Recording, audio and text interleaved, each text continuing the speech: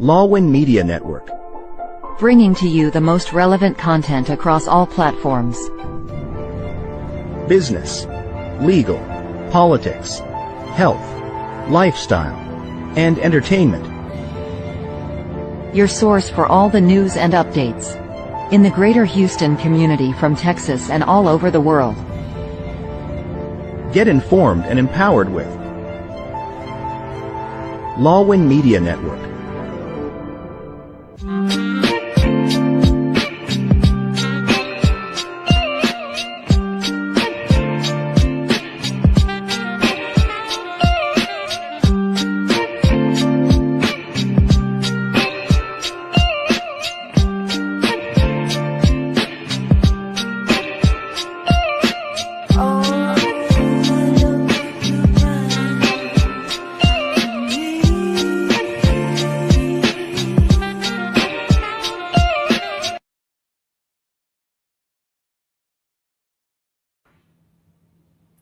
Good evening, everybody, and welcome to Pink Table Talk. I'm your host, Dr. Carly D., a doctorally prepared nurse, mentor, professional development specialist, and domestic violence advocate and survivor.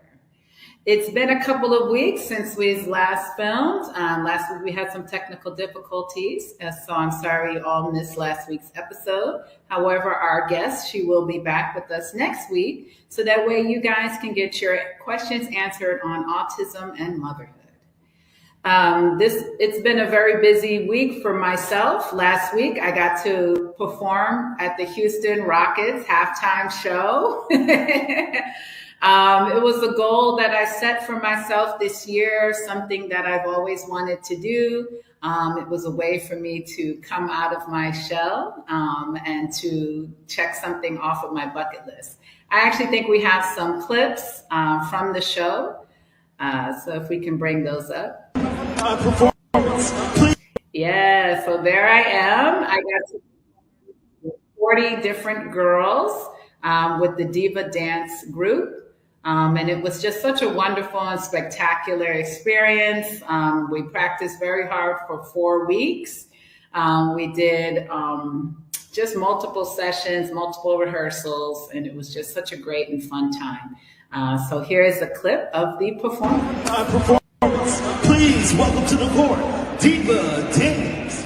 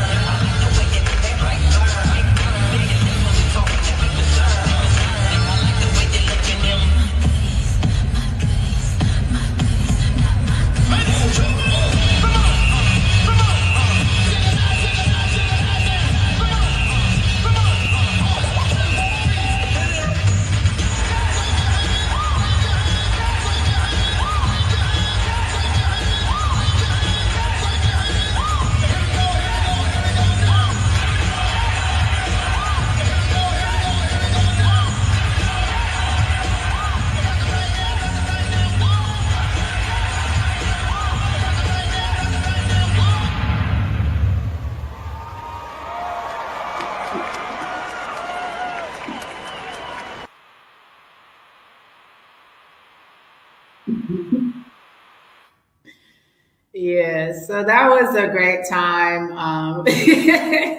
I'm not a dancer by trade. I have never performed live a day in my life as a dancer, but it's something that's always been a passion of mine. Growing up in New York City, everybody sings, dances, or acts. And so the last time I've done any type of group dance was probably in the first grade. So this was just such a thrilling experience for me, and one that I will definitely cherish forever. I got to meet a bunch of really awesome women during this experience, and so it is definitely something that I hope to do again one day in the future. So tonight we have a wonderful episode. We brought back one of our favorite speakers from season 1, Coach D. She is an international master certified life coach. She specializes in life goals, trauma recovery, and healing from toxic and narcissistic relationships. She is also a practicing licensed clinical addiction specialist with a master's in family therapy. She has her own professional brands, Deanna Louise and Coach D Consulting, LLC. She also offers one-to-one private coaching, and she also does group sessions through the Circles app. So please welcome again to the show, Coach D. Hey. Welcome. Oh, let's see. Okay, say something again. I think you glad to be here. Welcome. Thank you for having me. Thank you. Oh, you're so welcome. We're so pleased to have you. You were definitely one of our favorite guest speakers from season 1. So we've had a lot of requests to have you back on the show. So I'm glad you're able to join us. Thank you. It's an honor. It's an honor to be here. Yes, Coach D, what's new besides the hair? I'm loving the hair. The blonde looks really great. Oh, thank you. Thank you. I was blonde for a little bit in January. Yeah. You got to switch it up every now and then. Keep them guessing. Oh, yeah, I know. Now people are like, who's? I'm like, it's just me. So what's new, Coach D? What's new in your life and in your coaching? I know you have a new website. Yeah. So tell me, what's new? I do have a website that just recently launched. I am also coaching on the Circles app. If people have access to that or want to download that, I'm a professional facilitator there as well. So I've been busy. I've been really, really busy with groups. My personal groups, my groups on Circles, master classes, just you name it, individual group master classes, on anything and everything that is touching on toxic and narcissistic relationships, and also sobriety coaching. Been doing some sobriety coaching as well. Yeah. So helping some people in that space, which has been really, really good. Working with some people, obviously in the trauma space as well. So I've been busy and busy is good. Busy is very good. Yes. Yeah, that's really awesome. Yeah. I feel like these are really important areas that are very relevant now, especially for this age. Absolutely. Yes. Of people who are coming out of narcissistic abuse relationships, toxic relationships. There's a huge momentum right now where people really just want to learn. They really want to know what is healthy versus unhealthy, and how to get out of these patterns and break these cycles. So that's awesome that you're able to help these people. Yes. And it starts with awareness. It starts with awareness, understanding what type of relationship you're in. Are you in a healthy relationship? If you're not, what to do? There's something that we have to do, in order to promote a healthy relationship or a healthier experience, Yes.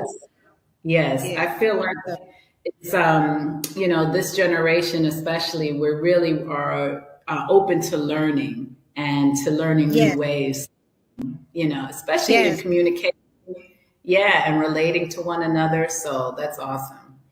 Yes. They're learning so much faster than we did. This new generation.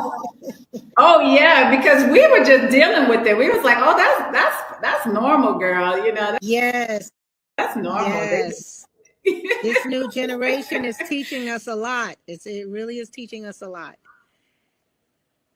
Yes, and so it's empowering, and what is that? Not only am I recognizing toxic patterns, not just in personal relationships, but also in work Yes. relationships. Oh my Yes, goodness. we know. Yes, there's a lot. We know narcissism shows up everywhere, on the job, in the family. Oh my goodness. It's not just in Yes. relationships. It's everywhere, and honestly, Yes. with all the social media hype, it really just perpetuates narcissism. Everything is all about attention. All eyes on me. Am I getting attention? Am I getting the likes? And some of it is healthy. Some of it is healthy, but then some of it is not so healthy. And so I tend to work in that space to help people recognize when it's no longer a healthy situation and, what to do about it, how to navigate those situations, because they can be challenging. Absolutely, absolutely. Your last appearance on our show has actually helped a lot of women who are going through divorce. One of our producers for the show, she's a divorce attorney, and she actually uses your video to help her clients, because her clients were like, why is this so difficult? Yeah, they were like, why is divorcing this man or this woman? Yes. It is definitely a difficult process. Yes. Yes, because it's not normal, like most people, they're like talking about dividing assets and, just kind of the regular, divorce stuff.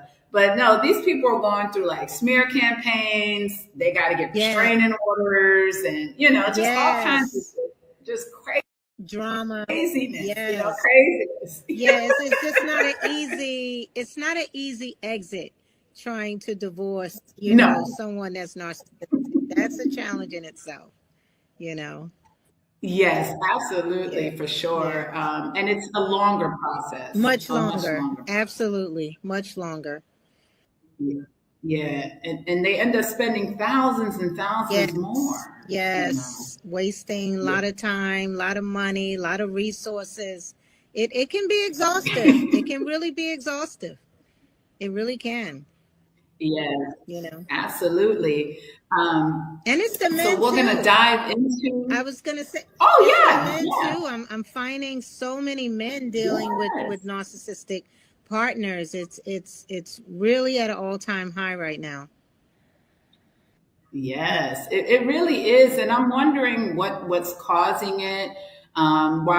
Is it just because we're recognizing it more, or are there people that truly have more? Okay, because I want to dive into that. I think we just have more awareness of it now. It's always been around, but I think social media perpetuates, this type of behavior, and so it's something that we're paying attention to now, we're just paying a lot more attention to it. That's good. Yeah. It's good. It's definitely a good thing to recognize these unhealthy patterns and unhealthy situations. Yeah. So before we dive into narcissistic abuse patterns and answer some questions from our audience members, we're going to take our first commercial break of the evening, but we'll be back with Pink Table Talk with Coach D.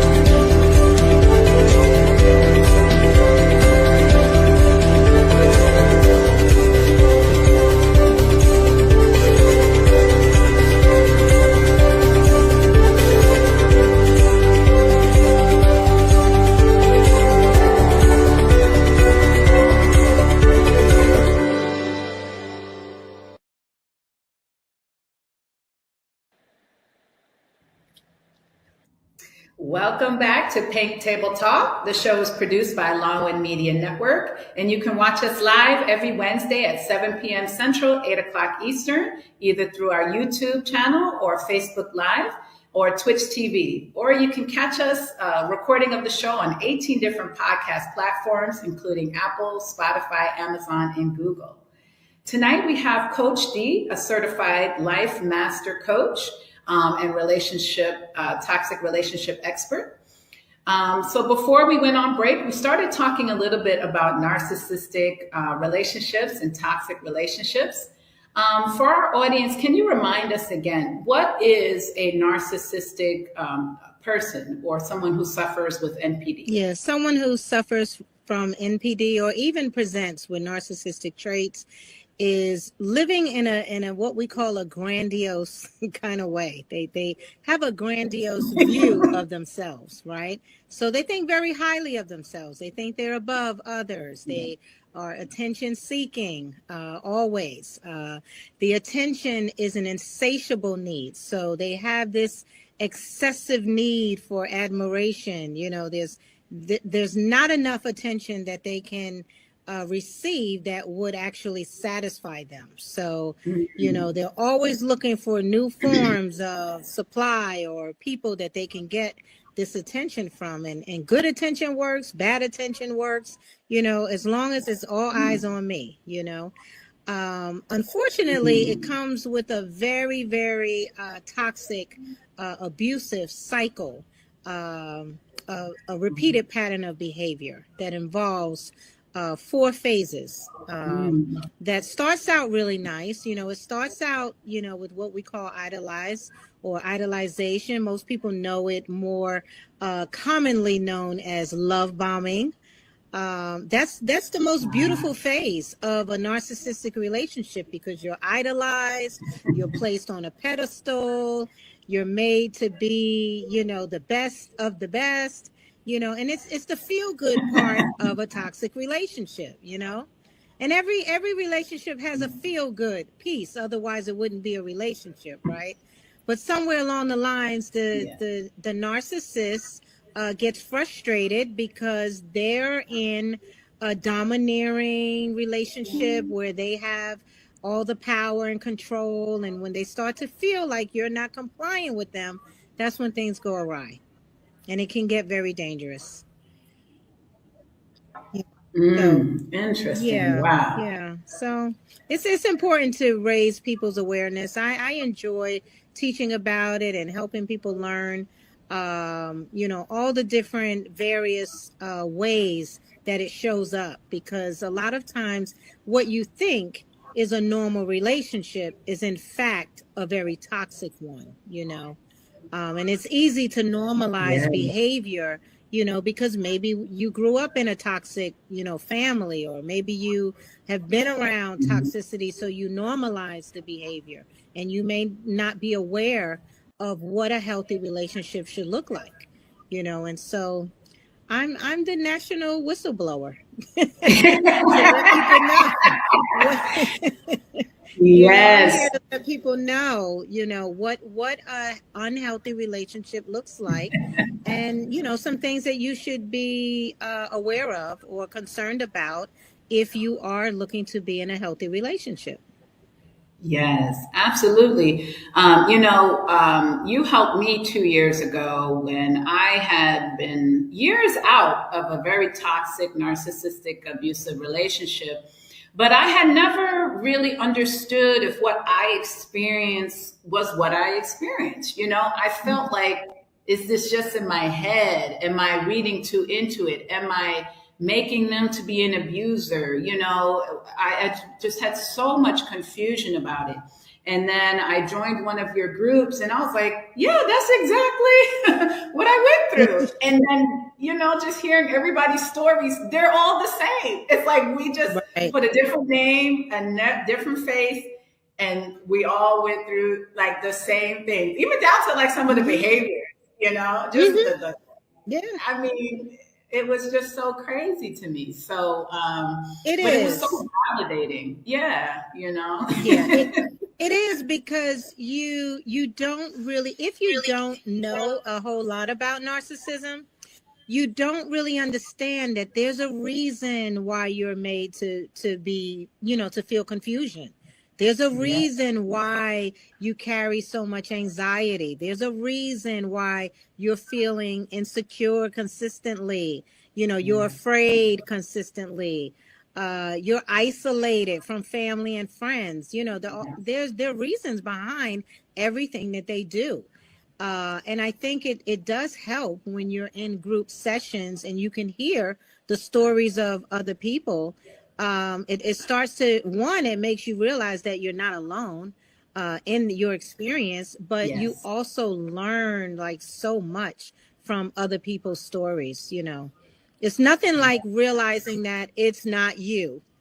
There's nothing wrong with you. Yes, You know? because for the longest time, my ex and his family, oh, you're the narcissist, you're the Exactly. bad guy, you're the villain, so to speak, Mm-hmm. and, we really take that on, somebody who is more like an empath, we'll take that on and we really feel that and we'll wear that, and so hearing everybody else's stories and kind of being able to put a name to some of the tactics that were used, it really helped me to shed and break free from that and be like, no, it wasn't me. Right. Exactly. you know? Exactly. Yeah.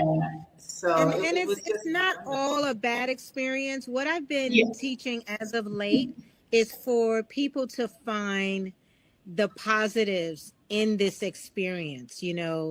As bad as it can Yes. get, this is an opportunity for you to really learn yourself, right? Yes.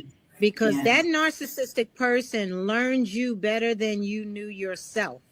So now it's an opportunity for you to do some self-reflection, think about your goals, think about your own ideas and your values, start building your self-worth. Now's it's time for you to focus on yourself. And in these relationships, that can be very difficult to do. Very difficult. Yes. Yes. Like I said, you start to take on what they're saying you are and who you are. Mm-hmm. And so once you're out of that situation, you're like, who am I? You're often left confused about your own self identity. So, like you said, for me, it was a gift. And when I finally broke free from the devastation of that, it was learning who I am and learning, about myself. Yeah. And being like, no, I'm not those things, Exactly. and I don't have to, I don't have to accept what someone tries to put on me, Right. you know. Exactly. So it was just, for me, I look at it now as if I hadn't gone through that, I wouldn't be who I am today. I wouldn't have found the strength about myself that I didn't know. Right. And I wouldn't have, and it helped me look at my past, Exactly. at my childhood. Exactly. Yes, It can do so yes. many wonderful things, as so many wonderful things can come out of a toxic situation. When you think about you have an opportunity to learn more about yourself. You get to do the self-reflection. You may find out that you had traumas before this relationship that were not dealt with. Now you can deal with them, whether you get into one-on-one therapy sessions or coaching sessions or whatever you need to do to get the support that you need to get back to yourself, get back to your Yes. self-identity, your own thoughts and ideas, and not live up under the ideas of someone else, where someone is controlling your every thought, controlling your every move, controlling down to what you wear, what you say, what you think, just really building your self-worth back. I mean, it's a wonderful thing. It's a wonderful It thing. really is. It really is. And the work you do every week, I mean, we had the rooms full, they only had a Yes. limit of like 50. Yes. We still We have would a have, waiting space. but I mean, just listening to you and the wisdom you shared, the advice you shared, it was so empowering and it was so freeing. It was like I felt like I had been stuck for such a long time, but finally hearing the things you had to say helped me to break free. And so I think what you're doing is Thank wonderful, you. and I hope you continue to do that. Absolutely. And that is the key, Dr. Carly, breaking free. Honestly, if you're Yes. carrying trauma, trauma has to be released. It has to be processed and it has to be released. So you need tools, you need techniques, you need to learn that. It's like I just said this the other night to a client. I really don't like the saying time heal all wounds, because I think it's such an empty statement. Time has been going by and people are still hurting, right?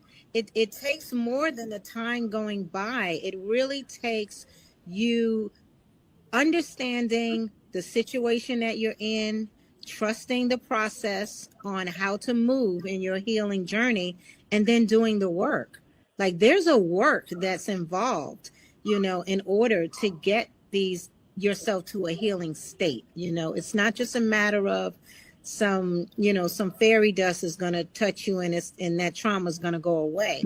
You have to really process that and learn how to release trauma. You learn how to break free from it, but you can do it, and I love teaching people how to do that, how to do just that.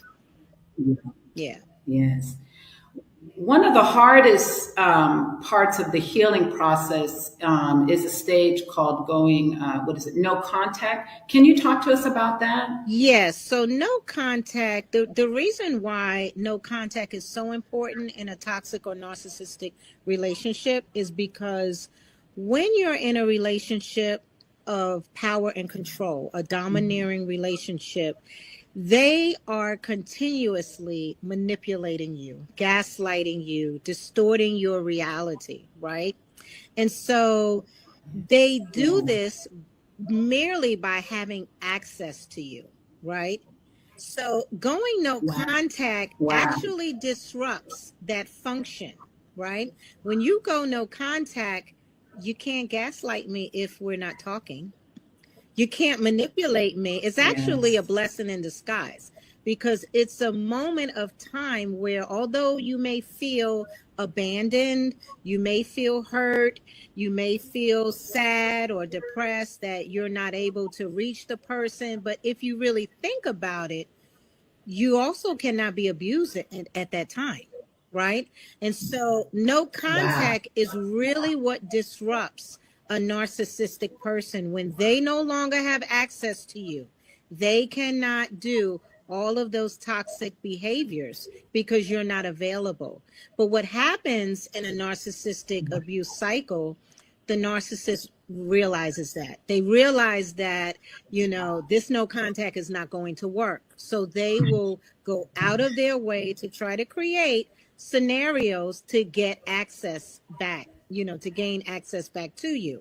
And so they will come up with suicidal threats. They'll come up with medical conditions will all of a sudden pop up, anything and everything, any kind of emergency to get your attention, because what they're really trying to do is break the no contact to start the cycle all over again. It literally has been disrupted with no contact. And that's why it works so well. If you want to get out, it's the way to go. It's so true, the medical emergencies, because I remember my ex, he would be like, oh, he's bleeding, or he's got to go to the hospital. It was always and I don't mean to laugh.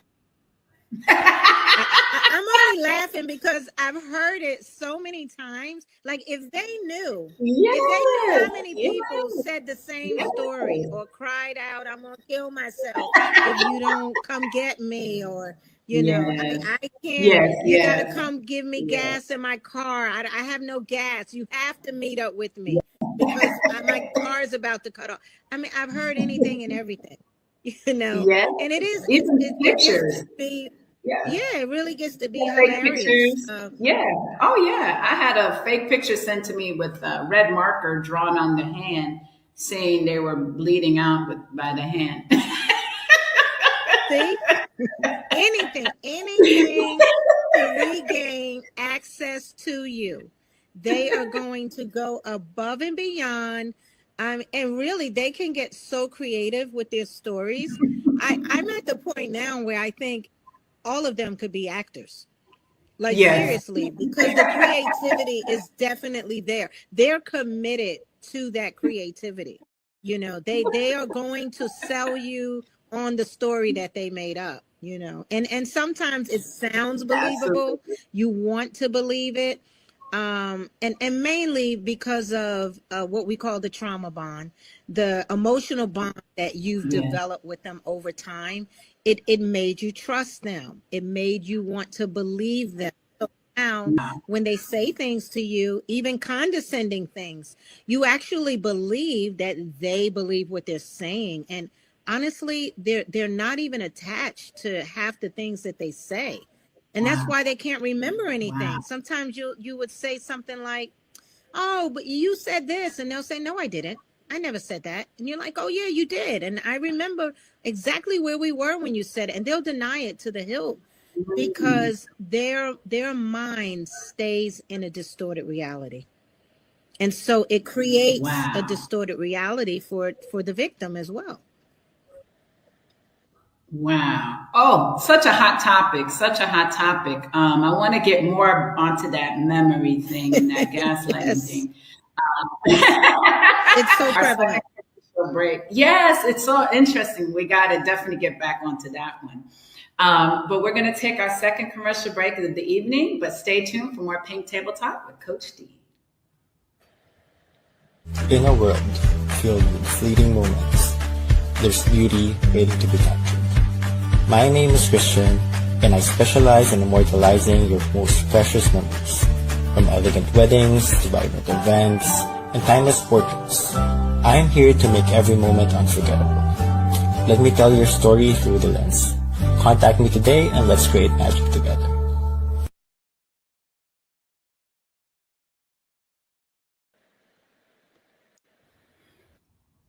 Welcome back to Pink Table Talk. We have a few comments from our audience. MJ Versosa says, great topic. And then May De Vera asks about what about love bombing? And I think we did talk about that. That's the first stage during the idealization stage in the narcissistic abuse cycle. So before we went to break, we talked about this memory thing. And I was recently talking to a friend about this the other day. So why is it that they always have a different memory or different recollection than what we remember? And Yeah. that's something that It's intentional. It's intentional. There are certain traits that the narcissistic person is trying to create in their victims, and confusion is one of them, right?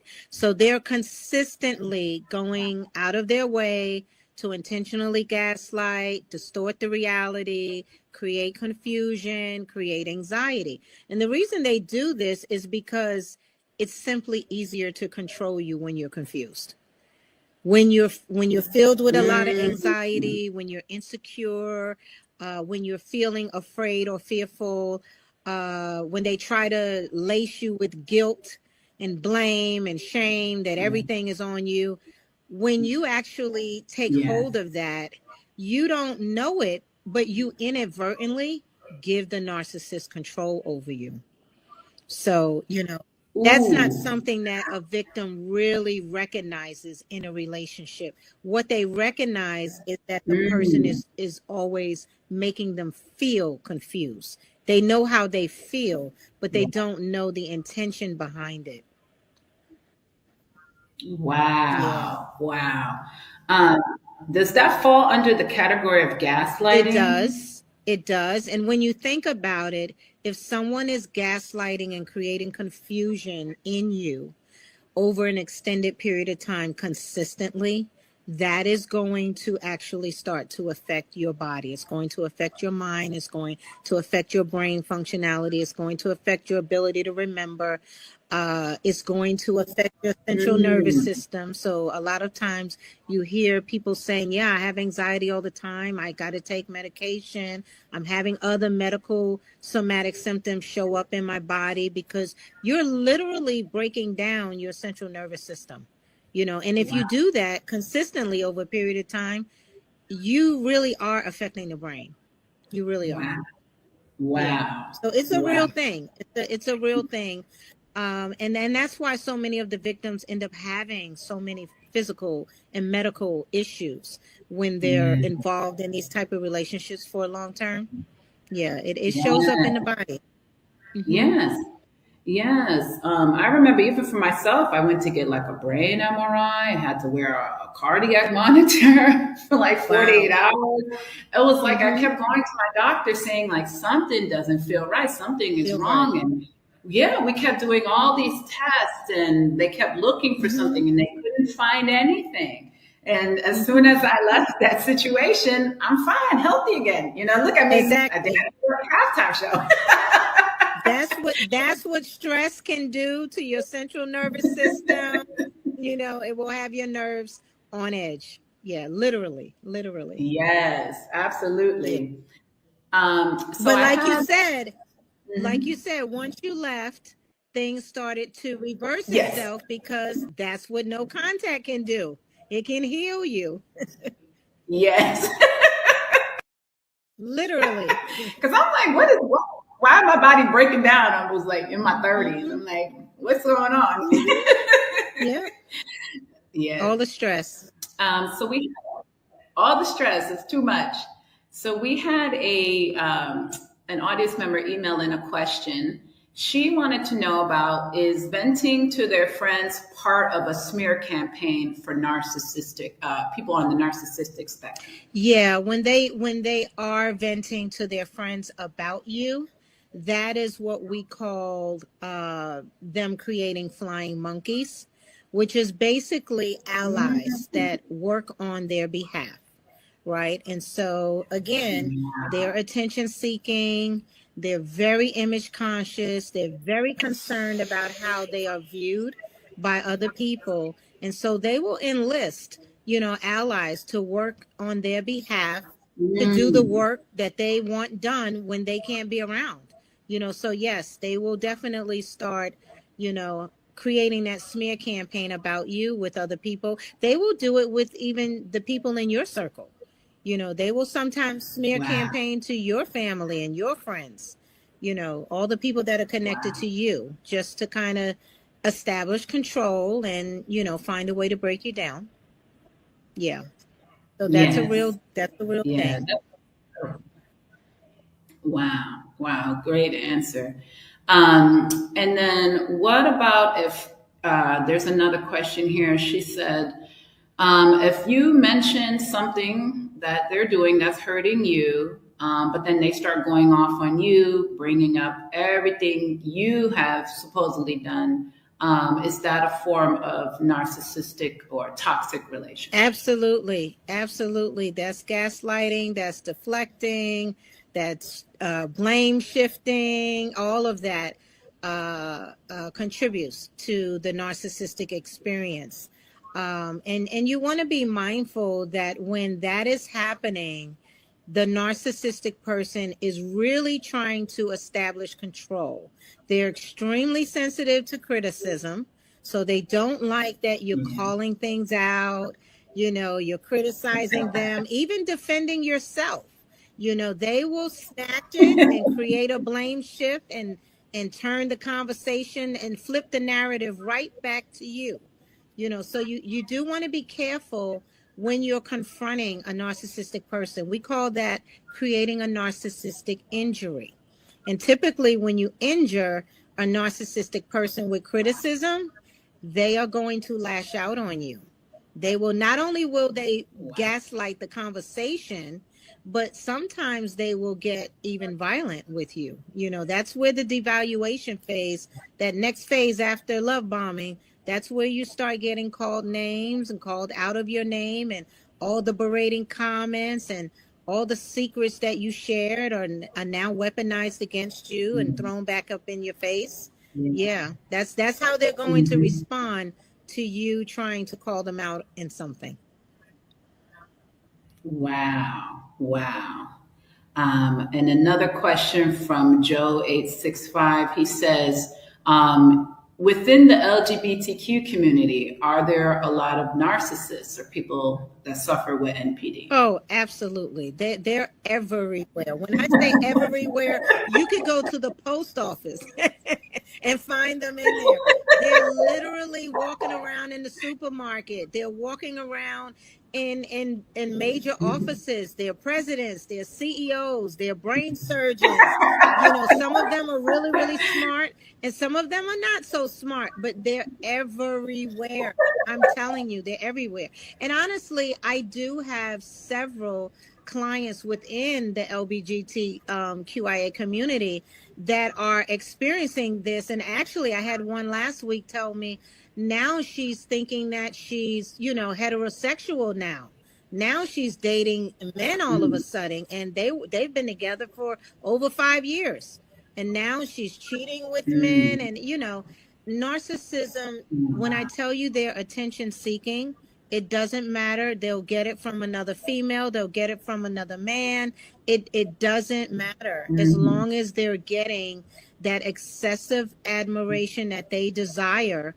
They're going wherever it is, you know. So if you create that narcissistic injury, they're looking for new supply. They're looking for new supply. You know, those relationships are what I call transactional. You know, they're not in the same type of relationship that we're looking for. You know, we look for mutual love and respect. They look for you to complete the transaction and comply and do what I ask you to do. It's a very different domineering kind of relationship. And that's why it's so difficult. Yeah. Wow. Wow. And the last question from Marisol 507. Can people with narcissism change? Like, does therapy Good help? question, Marisol. Very good question. The short answer is yes, they can get better. The challenge is science says less than 1% will. Okay, less than 1%. Wow. All right, that's how small of the population that you see actually seeking help. Now, can they get better? Yes. Will they be cured of it? Probably not, you know, not as a personality disorder. However, they can go into therapy, stay in therapy, stay committed to it, you know, to change, and they can actually improve. They can, but that takes that level of commitment that you typically don't see in narcissistic people. You know, typically they'll say, there's nothing wrong with me.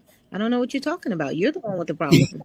You know, and so that's the challenge there. But the short answer, Marisol, is yes, it is absolutely possible, but it would take a concerted effort of them staying in therapy for the duration. Wow. Wow. Awesome. Thank you so much for answering those questions for our audience members, Coach D. I always appreciate your input. Yeah, I mean, nobody can say it better than you. I love those questions. Awesome. Yes, all very good. Very good. So we're going to go into our last commercial break of the evening. I'm so sad we're going to our last commercial break. I want this to go on forever. I know, that's what they all say. But everybody stay tuned and we'll be back to wrap up Pink Table Talk with Coach D. Tune into Legal Treats with attorney Eileen Legoat Dizon every Friday at 7 p.m. Central Time. Get your weekly dose of legal knowledge, especially on family matters like divorce, child custody, child support, estate planning, probate and immigration. Engage in discussions by posting your questions, comments, greetings or shoutouts. See you every Friday at 7 p.m. Central Time. That would be Saturday at 9 a.m. Philippines. Don't miss out.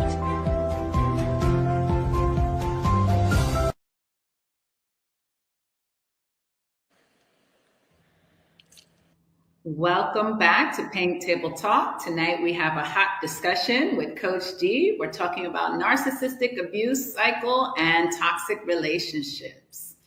So Coach D, how does one become a narcissist? Are they born with it? Is it, they grow up and they learn these patterns?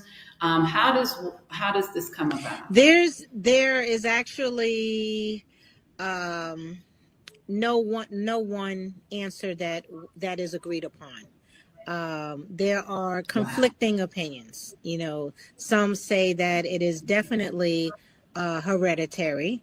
You do typically see narcissism is nothing more than a byproduct of a dysfunctional relationship. So in many cases, you do find that narcissistic people have learned this behavior from a parent, right? But the jury is still out in terms of if there is a genetic component that is also involved. But absolutely, learned behavior is absolutely there.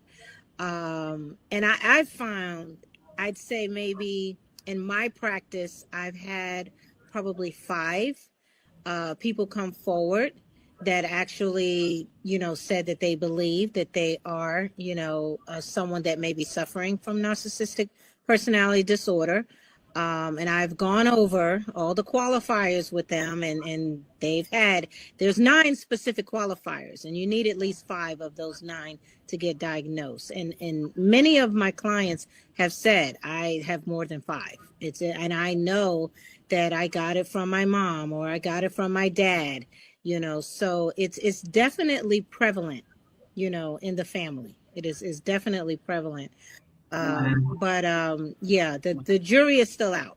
The jury is still out. Wow, interesting. Yeah. We have a question from our viewer. They said, are narcissists considered angry and or negative people? They certainly come across that way at times. Again, if you create a narcissistic injury, you're absolutely asking for Mr. Angry to come out. So they're definitely going to respond with anger because they're extremely sensitive people, right? They're extremely sensitive to criticism, some more than others. So it just, it depends. But the other thing about narcissistic people is many of them present with more than one disorder, right? So I've seen many of them have multiple, personality disorders. In many cases, they're also suffering with substance use. And so if you're abusing substance, you're having difficulty self-regulating, right? Emotionally. So you might have a tendency to act out in a very angry manner. But it could be other things that are contributing to it. Yeah. Wow. But anger is definitely something you're going to see. Now, there are different types of narcissists. The most severe is prone. We call them the malignant narcissists, and they're the ones that are prone to domestic violence. Now, any of them can commit domestic violence, but someone who is considered malignant does it on a consistent basis. It doesn't, they have a really short fuse. So it doesn't take a lot for them to tear up the house and lay hands on you and all of that. So you have to be careful if you're seeing signs that they're angry a lot, they're acting out a lot, the abuse is very physical. Those clients, I immediately tell them you need a safety plan. You need a safety plan, and you need a circle of people to keep you safe. Yeah. Wow. And what are the other types of narcissistic? So we have the malignant, so that's like the extremely violent one. That's the extremely one. We have the covert. We have the overt. Overts are your presidents, your neurosurgeons, your CEOs. Your heart surgeon. The that CEO of the company. They're large and in charge. They're very, very successful people. Yeah. And so they know how to carry, on their own individually. Yeah. Whereas the coverts are extremely sensitive, a little bit more emotional. They might present as a little bit more confusing. Those are the narcissists that you have to do a lot for them, right? You've got to help them. They might have just as much confusion as you. They might need you to keep them, in order, keep their life on track. They can't function well without you. That's your covert. And then of course the malignant is the one that may also have antisocial personality disorder. They have no regard, no regard for people, none whatsoever. And so that's why they're so dangerous. Yeah. Wow. Wow. That's terrible. Yeah. And so if someone finds themselves to be with either of these narcissists, what is the first step? What is the first step to break free? What should they do? If you're looking to break free, the first step is to realize that you have to go no contact. Yeah. But you really want to first understand what's happening in the relationship. Because if you don't understand what's happening in the relationship, if you believe you're in a narcissistic relationship, you want to learn all you can about it. Because the more you learn, the easier it will be for you to stay out. Many victims attempt to get out, but then they go right back, right? Yeah. Because they don't really understand that they're in an abuse cycle, right? Until things get really, really dangerous. Or they start losing a lot. Then you start to notice, okay, I got to do something. But the more you learn about it, the more it will allow you to do what you need to do to stay out, right? To do the work, to recognize what's happening to you. Journal. One of the things that I'm always telling people to do is write down. You need a list of everything that this person has done. Wow. You need to start self-reflecting and building that list. And the purpose of that list is because you're trauma bonded in these relationships, you may have a tendency to want to hold on, hang in there, make excuses, hope for the best, try to be positive, and do all of these things. Whereas if you have that list, the moment they try to gaslight you to suck you back into this relationship, you have a record of something to look at that brings you back to reality. And that's the purpose of that list. Journaling helps, but I think that checklist really does help people who are honestly trying to get out. Wow. Wow. That's great. You mentioned the trauma bond. Can you tell us what that is and how it's developed? It's literally developed over a period of time of being with a toxic person that takes you through abuse cycle repeatedly. Like, honestly, it's really just an emotional attachment to a toxic person, right? So what it feels like, though, it presents like an addiction, because you actually feel so attached to this person. A trauma bonded person really wants to protect that person.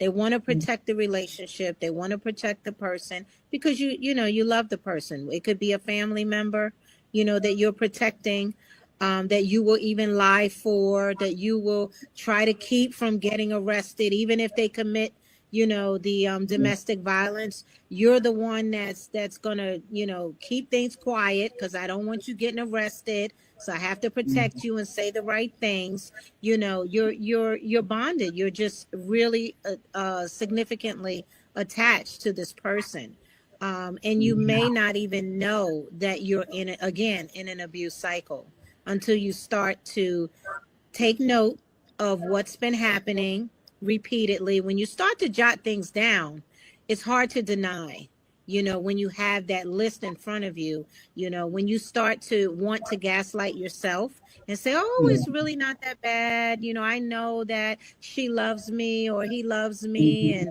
You know, they're really trying. So I can't, you know, abandon them. I got to help them because they had so many problems in their childhood. I don't want to be the next problem. And you come up with excuses of why to hang in there. That's what trauma bond looks like. But at the end of the day, if you've got that checklist, you have reality in front of you. So it will make it more difficult for you to self-gaslight. Wow. And how does one break that trauma bond? Is it through no contact? The trauma bond is literally trauma. So a trauma bond is something that you want to work with a professional. You definitely want to work any type of trauma that you experience that you're trying to release. You want to process that with a professional so that they can work with you one-on-one. Someone, you know, that's trauma informed that can help you process all these things that you need to eventually get released. You know, it takes time, but it is something that you can work with a professional.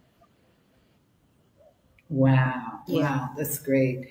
And one question I always get asked a lot is, for people who constantly seem to be in these toxic, they go from one toxic relationship to the next, or from one narcissist to the next. How do they break that pattern? You know, I hear girlfriends and people tell me all the time, oh, I just left this one and then I'm with this one and now they're bad and now I'm with this one and they're bad. And it just keeps going. Yes. So how do people break that cycle? That is such an excellent question, Dr. Carly. And I get the same question all the time. It's about self-reflection. It really is about you learning yourself. It truly is about self-reflection. You need to figure out why you keep drawing in these type of people, right? Because, I mean, life is going to continue lifing. You're going to meet some good people. You're going to meet some not so good people, you know, in the future. And you need to not be afraid of that. You need to know what to do when that happens. You know, someone who's going from relationship to relationship, you know, and they're all toxic, they all turn out the same way, you're the common denominator. So we need to figure out, what are you doing? Maybe you have some codependency. Maybe you can't be alone. Maybe you're afraid of being alone. Maybe you just want to take care of everyone and not take care of yourself. Maybe you have low self-esteem. Maybe the self-worth is extremely low. It takes self-reflection.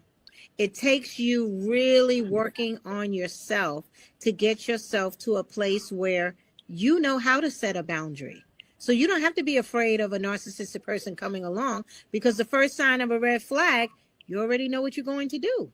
But that's what I see is very common. People do not, especially codependents, they don't know how to set boundaries. So they think they do, you know, but you have to set the boundary. You have to be able to answer the question, what am I going to do when this person violates my boundary? And you have to actually come up with that consequence. You have to do it. You have to literally do it. If you have boundaries, you will be able to manage the people now that doesn't mean you won't meet another narcissist, but if your self-worth is high enough, if you're doing the self-reflection and that self-worth is solid, you're not going to keep a narcissistic person around very long because they don't align with your values, you know? Yes. Wow. Awesome. Thank you so much, Coach D. I really appreciate it. Thank you. So if someone wants, thank you. So if somebody wants to have some coaching or some one-on-one sessions with you, how can they get in touch with Coach D? Yes, they can. If you're on Instagram, my handle is I am Coach D. That's my handle on Instagram. If you want to go to my website, it's deannalouise.online. You can reach me there. Either way, because I know everybody's not on social media, but most people are on the web. So you can book a session with me on my website, or you can go to my Instagram and pull up my my Calendly link and schedule some time with me. I do individual sessions. I do group sessions. I offer 30-minute sessions, 45-minute sessions, an hour. I try to make it work for everybody, in terms of the price point. Some people, but then Yes, it's worth it. It's it worth is, it is. it. And then some people book me, like I have a client right now, she's booking me sometimes twice a week. And so you get what you need. Sometimes I do group sessions because I think, periodically holding master classes is really good, to give people, it's almost like it's information, so you're giving, Yes. it's almost like in therapy, we call it psychotherapy. But in the master classes, from a coaching perspective, it really teaches you a lot of information. So you're provided with resources that you can take with you, that you can use, from day to day. And so, depending on what the goal is, some people want regular Yeah. life coaching. Some people want coaching on new jobs. Yeah. Some people come to me, they want sobriety coaching because they see they're developing a problem and they're not quite ready for AA, so it just all depends on what you're looking for. But if it's toxic or narcissistic or you're feeling uncomfortable, I got you.